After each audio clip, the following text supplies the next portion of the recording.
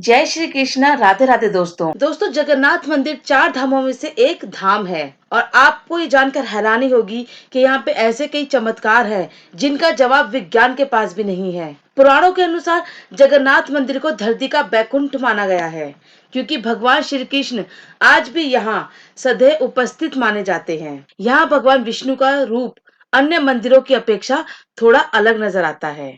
आज मैं आपको बताऊंगी ऐसे रहस्य जो आप शायद नहीं जानते होंगे। तो दोस्तों, वीडियो को आखिर तक जरूर देखिएगा। भगवान जगन्नाथ को समर्पित इस मंदिर का निर्माण 10वीं शताब्दी में हुआ था, जिसे चार धामों में भी स्थान प्राप्त है। यहाँ हवा की दिशा तक बदल जाती है।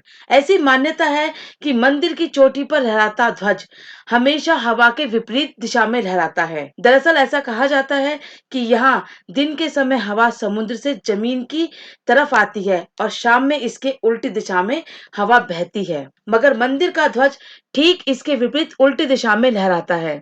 इसके साथ ही मंदिर पर लगे सुदर्शन चक्र के दर्शन आप मंदिर परिसर में कहीं से भी खड़े होकर कर सकते हैं। हर तरफ से सुदर्शन चक्र आपको अपने सामने लगा हुआ दिखेगा।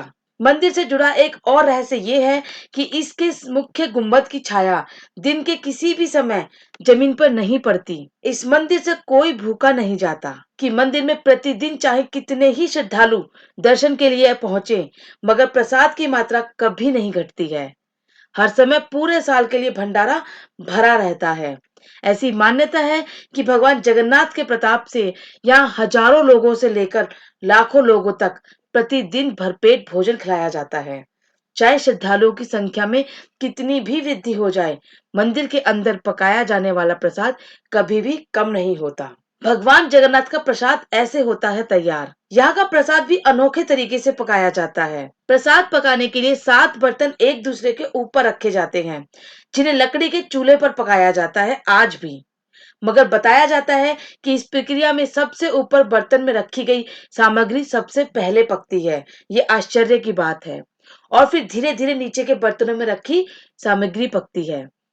यहाँ पर विशाल रसोई में भगवान जगन्नाथ को चढ़ाने वाला महाप्रसाद को बनाने के लिए 500 रसोइये लगे रहते हैं, जिनके लिए अलग से 300 सहयोगी काम करते हैं। यहाँ प्रसाद रूप में भक्तों को गोपाल भोग बांटा जाता है। समुद्र की आवाज नहीं देती है सुनाई। इस मंदिर की एक और चमत्कारी बात यह है कि मंदिर के अंदर प्रवेश करते ही आपको समुद्र की लहरों की ध्वनि सुनाई नहीं देगी, लेकिन जैसे ही आप मंदिर से बाहर निकलेंगे, समुद्र की लहरों की ध्वनि स्पष्ट सुनाई देती है। सुबह और शाम के समय इस चमत्कार की ओर अधिक स्पष्ट रूप से महसूस किया जा सकता है, क्योंकि समुद्र की आवाज सुबह और शाम के समय ज्यादा तेज हो जाती है। 18 वर्षों के लिए बंद हो जाएगा जगन्नाथपुरी, अगर ऐसा नहीं हुआ तो। इस मंदिर की एक और विशेषता ये भी है कि भारत में किसी भी मंदिर का ध्वज हर दिन नहीं बदला जाता है। केवल जगन्नाथ जी का मंदिर ही मात्र एक ऐसा मंदिर है जिसका ध्वज हर दिन बदला जाता है।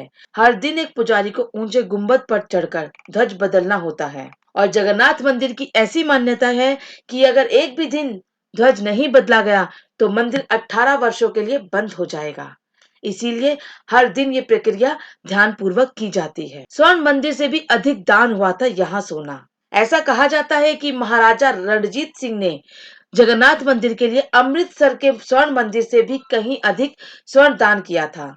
इसके अलावा अपने अंतिम दिनों में अपनी वसीयत में वे दुनिया का बेशकीमती कोहिनूर हीरा भी इस मंदिर को दान कर गए थे। और अंग्रेजों का पंजाब पर आधिपत्य स्थापित हो जाने के कारण रंजीत जी की अंतिम इच्छा पूरी नहीं हो सकी, और जो कोहिनूर जगन्नाथ जी के मुकुट में सज सकता था, आज वो ब्रिटेन की महारानी के मुकुट की शोभा बना हुआ है। स्नान यात्रा का भी बहुत महत्व है।